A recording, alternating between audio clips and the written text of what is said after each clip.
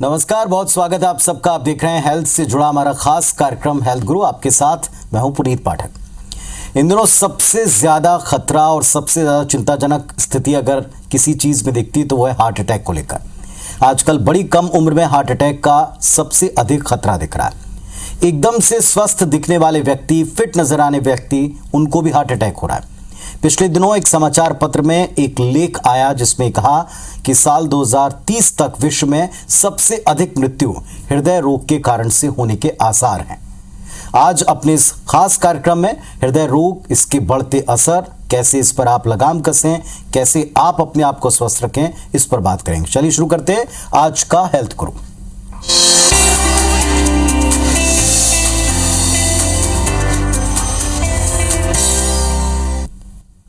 तो हेल्थ गुरु में अक्सर हम आपको किसी एक्सपर्ट के साथ में जोड़ते हैं जो किसी समस्या के समाधान, बीमारी के उपायों के बारे में जानकारी दे।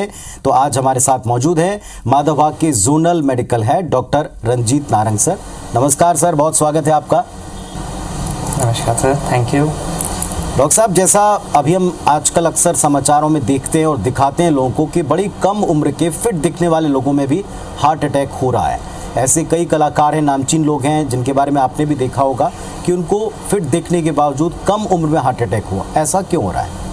यस, बिल्कुल सर। आज के समय में हम बहुत ही कॉमनली ये देख रहे हैं कि लोगों में ये हृदय रोग बढ़ता जा रहा है, और वो भी 50 ईयर्स के कम एज में जब हम देखें तो ये आजकल के समय पे बहुत कॉमनली देखने को मिलता है। इसके बहुत सारे कारण हैं, लेकिन इन कारणों को जानने से पहले सबसे पहले हमें ये समझना पड़ेगा कि इसके पीछे एक रीज़न है, और वो है हमारे मिसकॉन्सेप्ट या हमारे ऐसे कुछ तथ्य जिसके हमें लगता है सही है लेकिन वास्तविकता उससे कुछ हटके है। मतलब सबसे पहले हमें ये जानना होगा कि हम सब लोग मानते हैं कि हम सब लोग बेहतर जी रहे हैं, लेकिन इन बेहतर जीने के साथ भी अगर ये देखने को मिल रहा है समाज में, मतलब कहीं ना कहीं तो कुछ करेक्ट करने की जरूरत है, और वो करेक्ट करने की जरूरत है हमारी सबसे पहले जीवन शैली।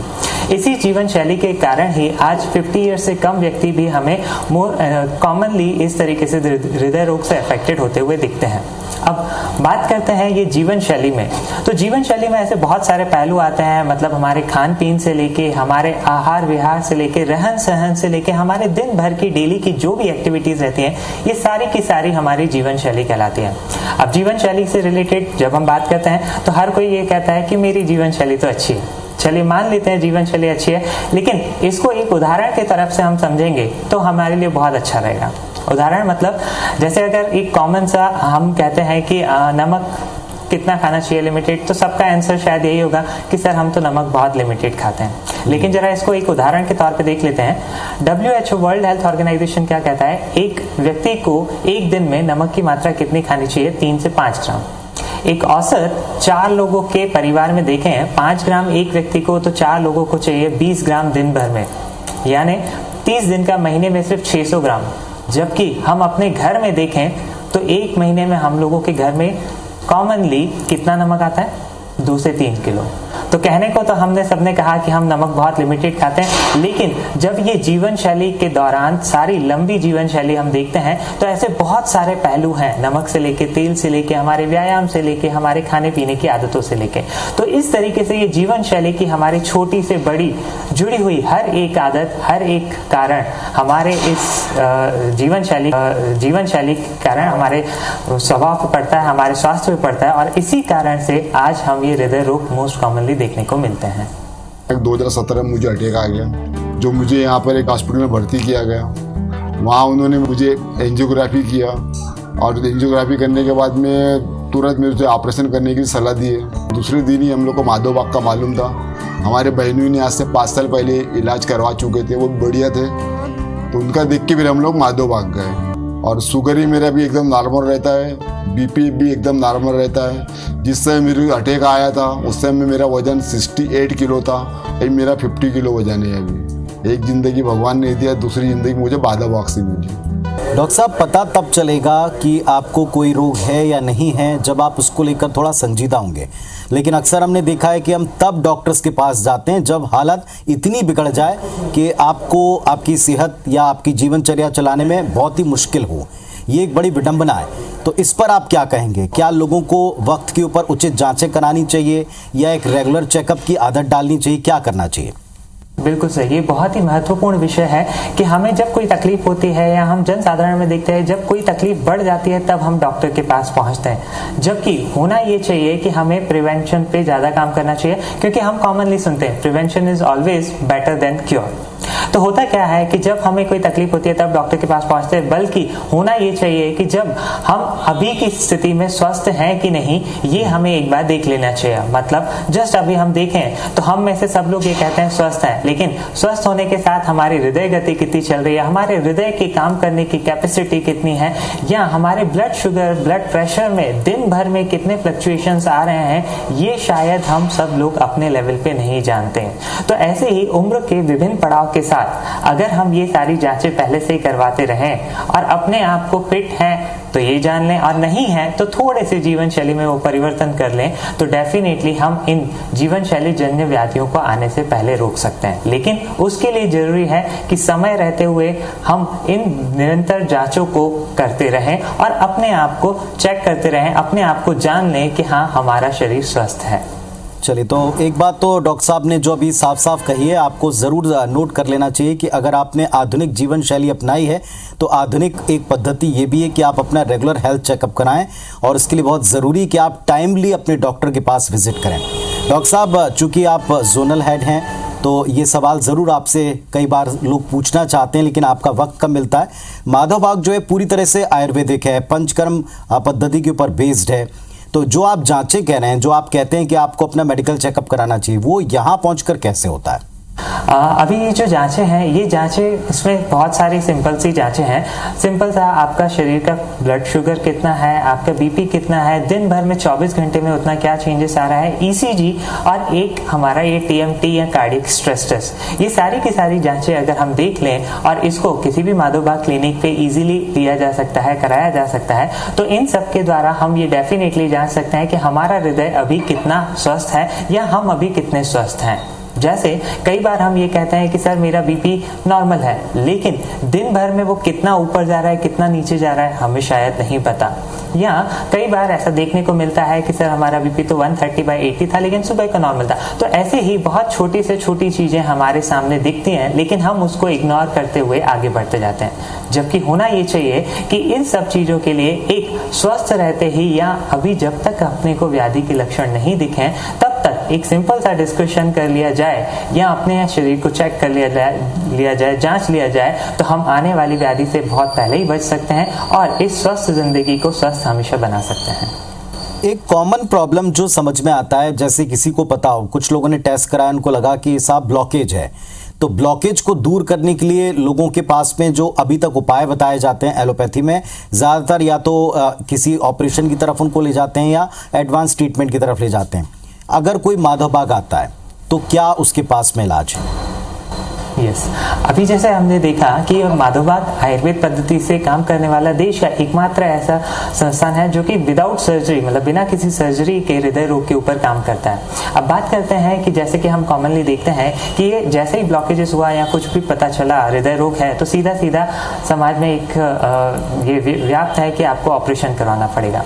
लेकिन माधव बाग ने ऐसे कई अनुसंधान पिछले कई वर्षों से किए हुए हैं जो ये वास्तविकता से सिद्ध करते हैं कि यस, जीवन शैली को परिवर्तित करते हुए, अपनी आहार शैली को परिवर्तित करते हुए, पंचकर्म को अपनाते हुए और इन आयुर्वेदिक मेडिसिन की मदद से हम इस अपने शरीर में परिवर्तन ला सकते हैं और इन ब्लॉकेजेस से, अपने इन हृदय रोग से छुटकारा बहुत इजीली पा सकते हैं।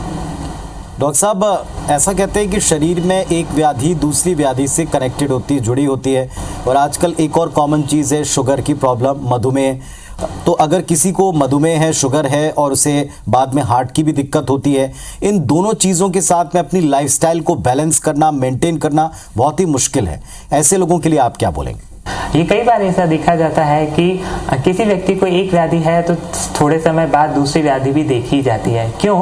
क्योंकि उसकी कहीं ना कहीं शुरुआत हमारी जीवन शैली से हुई है। वैसे भी ये डायबिटीज हो, ब्लड प्रेशर हो, ओबेसिटी हो, हाइपर कोलेस्ट्रेमिया हो, हृदय रोग, इन सब का संबंध हमारी जीवन शैली से है। तो जीवन शैली अगर एक बार हमारी खराब हुई है और हमने उसको व्यवस्थित नहीं किया है तो डेफिनेटली कुछ समय बाद हमें ये दूसरी व्याधि देखने को मिलती है। और ये व्याधियां जब तक हमारे शरीर में रहती हैं, ये एज अ निरंतर काम करती रहती हैं और हमारे शरीर के अंदर डिफरेंट कॉम्प्लिकेशंस को तैयार करती होती हैं। अभी डिफरेंट कॉम्प्लिकेशंस के रूप में जैसे अगर हम डायबिटीज़ की बात करें तो यही डायबिटीज़ जब हमारे शरीर में बड़ा होता है, भले बाहर से हमें नहीं पता रहता है लेकिन अंदर वो कितना कंट्रोल्ड है, अनकंट्रोल्ड है, वो शायद हम नहीं देखते, नहीं चेक करते, और यही अनकंट्रोल्ड डायबिटीज़ या अनियंत्रित शुगर हमारे शरीर में जाके डिफरेंट कॉम्प्लिकेशंस तैयार करती है, जिसको microvascular complication and macrovascular complications के नाम से जाना जाता है। और फाइनली यही व्यक्ति अगर अनियंत्रित शुगर रही तो बाद में जाके हृदय रोग में भी परिवर्तित होता है। तो माधव बाग का ये जो कॉन्सेप्ट है कि हृदय रोग मुक्त भारत, उसका शुरुआत ही यहाँ से होती है कि अपनी जीवन शैली को बदलते हुए इस diabetes, blood pressure, obesity, thyroid और अपने हाइपरलिपिडेमिया को पहले से स्टेज में कवर कर लिया जाए ताकि इनसे आने वाले समय पे हृदय रोग ना हो। बहुत अच्छी बात आपने की। और डॉक्टर साहब, एक बड़ी सीवियर चीज़ है कि हार्ट जिसका काम शरीर में एक सेंट्रल इकाई की तरह पंपिंग का होता है, उससे रिलेटेड अगर कोई व्याधि आनी शुरू हो जाए, लोग थोड़ा महसूस करें, तो पहली बात तो उनके जो सिम्टम्स हैं उनको पहचाने कैसे और आगे उस पर कैसे हम माधव बाग के द्वारा उसका इलाज कर सकते हैं, इसके बारे में थोड़ी और विस्तार में बात करेंगे। कुछ और कॉम्प्लिकेशंस हैं तो भी आप इस पूरे कार्यक्रम के दौरान जितने माधव बाग के नंबर आपको फ्लैश हो रहे हैं इन पर कॉल करके डिटेल भी ले सकते हैं, समझ सकते हैं। ये बड़ा इंपॉर्टेंट है कि आप अपनी सेहत को लेकर वक्त रहते सजग हो जाएं। डॉक्टर साहब, जितनी भी अभी हमने चर्चा की इसमें कम पंपिंग जो है हृदय की कार्यक्षमता को प्रभावित कर सकती है, बाहर भी ये दिखता है। क्या इसके सिम्टम्स हैं? क्या ये आगे जाकर किसी सीवियर दिल की बीमारी या बड़े ब्लॉकेज में तब्दील हो सकती है? अगर ऐसा है तो जो पंचकर्म आप बता रहे थे माधव बाग का, वो इसमें कैसे हेल्प कर सकता है? तो अभी जैसे हम हृदय का काम समझें तो हृदय का मुख्य काम क्या रहता है? पंप करना। पंप करना मतलब क्या? सारे शरीर से खून को लेना और सारे शरीर में खून को पहुंचाना। ये हृदय का मुख्य पंपिंग का कार्य है। अब अगर किसी व्यक्ति की जीवन शैली बहुत खराब है या उस व्यक्ति को पहले से डायबिटीज, बीपी या वजन अधिक है या हाइपरलिपिडेमिया यानी कोलेस्ट्रॉल जिसको कहते हैं, वो सब है, तो इन सब चीजों के कारण या अनियंत्रित जीवन शैली, अव्यवस्थित जीवन शैली के कारण ये कॉमनली देखने को मिलता है कि हमारे हृदय के कार्य करने की क्षमता धीरे धीरे कम होती है। अभी धीरे धीरे कम होना मतलब क्या? ये हृदय सही से पंप नहीं कर पाता, सही से खून को ले पाना और पहुंचा पाना नहीं हो पाता, तो उसके कारण वो एक कुछ हमारे शरीर में लक्षण दिखते हैं। और वो लक्षण क्या? जब ये शरीर से खून को ले करके पहुंचा नहीं पाता तो वो एक डिफेंसिव मैकेनिज्म लेता है और अपने ब्लड में से पानी की कंटेंट को नीचे छोड़ता है, मतलब हमारे पैरों में थोड़ी सी सूजन देखने को मिलती है।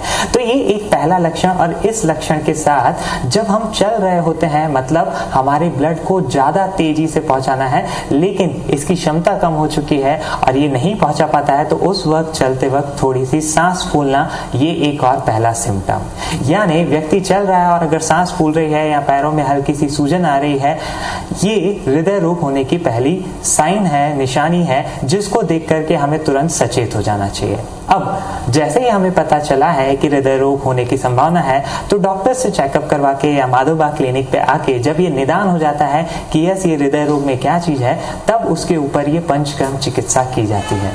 ये पंचकर्म चिकित्सा मतलब क्या?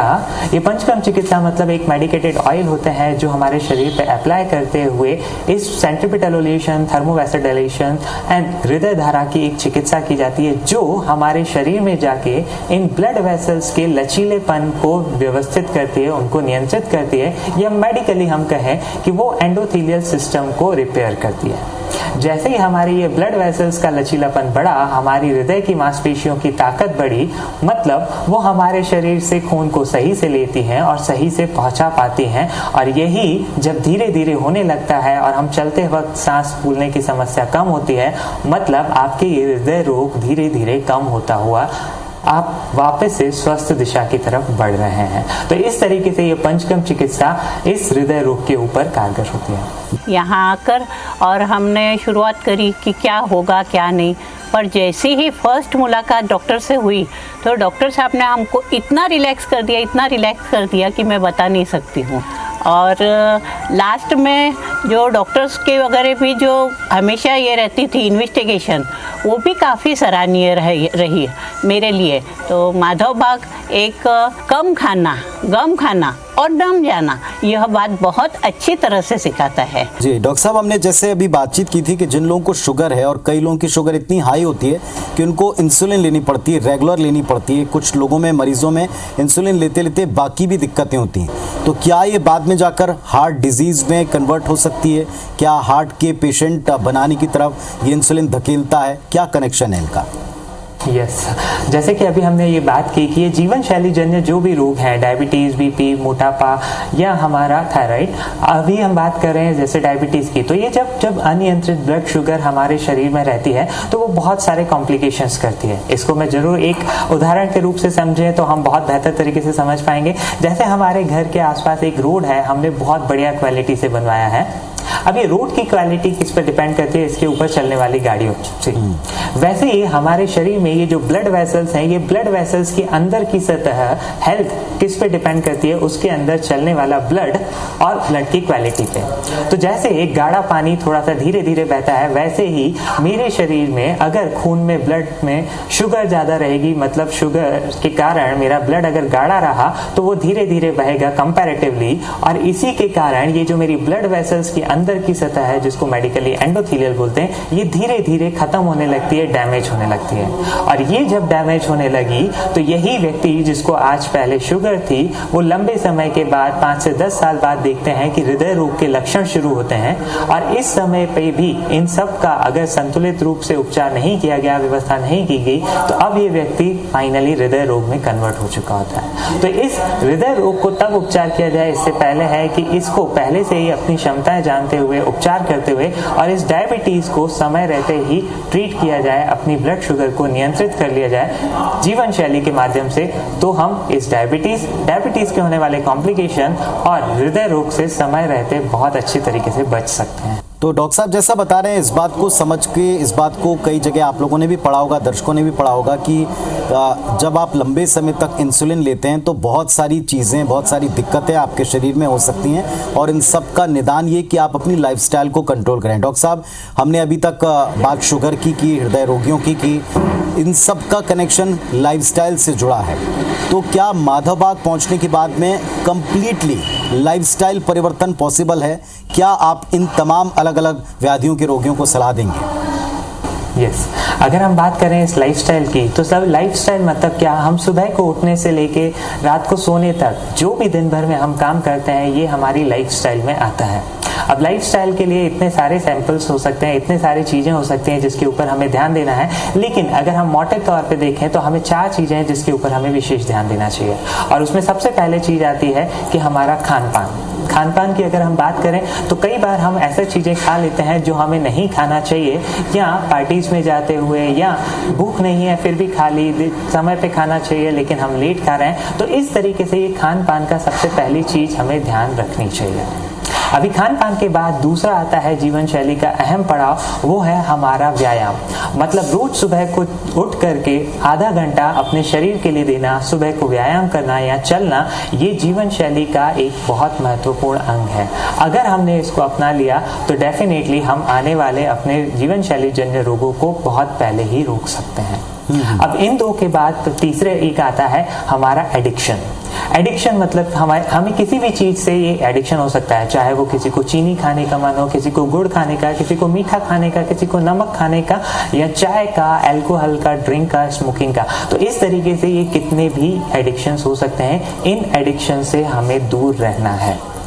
इन तीसरे पहलू के साथ एक चौथा पहलू आता है कि जीवन के विभिन्न पड़ाव पे, मतलब जैसे जैसे हमारा जीवन शैली बढ़ती जाती है, जीवन बढ़ता जाता है, उस समय हमें निरंतर एक अपने हेल्दी डॉक्टर के साथ कनेक्ट में रहते हुए ये जांच लेना चाहिए कि क्या हमारी सारी चीज़ें हेल्दी हैं। क्यों? क्योंकि आज के समय पे ये जो स्ट्रेस भरी लाइफ है वो हमें कहीं ना कहीं परेशान करती है, और ये स्ट्रेस है कि नहीं है ये हम बहुत कॉमनली समझ सकते हैं हमें नींद कैसी आ रही है। अगर हमारी नींद की क्वालिटी बहुत बढ़िया है और हम सुबह को उठते से ही फुल एनर्जेटिक महसूस कर रहे हैं और किसी काम को करने में हमारा मन लग रहा है, मतलब आपका स्ट्रेस लेवल कंट्रोल में है। अदरवाइज ये स्ट्रेस लेवल है, ये जीवन शैली का प्रभाव है जो हमें आने वाले समय पे नुकसान पहुंचा सकता है। तो इन 4 फैक्टर्स को अगर हमने देख लिया, जीवन शैली में परिवर्तित कर लिया, तो हमें घबराने की जरूरत नहीं होगी और हम एक स्वस्थ दिशा की तरफ बढ़ते जाएंगे। चलिए, तो इन सब के लिए अगर कोई डॉक्टर साहब आपसे कांटेक्ट करना चाहे, माधव बाग से कांटेक्ट करना चाहे, संक्षेप में बताएं कैसे वो कर सकता है। यस, माधव बाग से कांटेक्ट करने के लिए माधव बाग की यहाँ आपके एरिया में डिफरेंट क्लिनिक्स हैं। आप आज माधव बाग की www.madhavbag.org पे जाके या नीचे जो फ्लैश में आपको मिस कॉल नंबर दिख रहे हैं उस पर आप मिस कॉल देके तुरंत ये माधव बाग पे आप संपर्क कर सकते हैं। माधव बाग की क्लिनिक्स में जैसे ही आप जाते हैं तो वहाँ पे संपर्क करते हुए, आपका निदान करते हुए आपको ये बेहतर उपचार और जीवन शैली के बारे में गाइड किया जाता है। चलिए, तो डॉक्टर साहब ने जैसा बताया और इस पूरे कार्यक्रम के दौरान ये नंबर्स हम लगातार फ्लैश कर रहे हैं ताकि आपको सीधा हो। आप इन पर मिस कॉल भी कर सकते हैं, कॉल करके अपना अपॉइंटमेंट ले सकते हैं, सीधे डॉक्टर साहब से टीम से मिल सकते हैं। एक हेल्दी लाइफस्टाइल अपनाएं, अपने आप को स्वस्थ आप रखें, यही इस कार्यक्रम का भी उद्देश्य है। बहुत बहुत शुक्रिया डॉक्टर साहब आपका इतनी इंपॉर्टेंट जानकारी शेयर करने के लिए। बहुत बहुत धन्यवाद। Thank you sir. Thank you sir.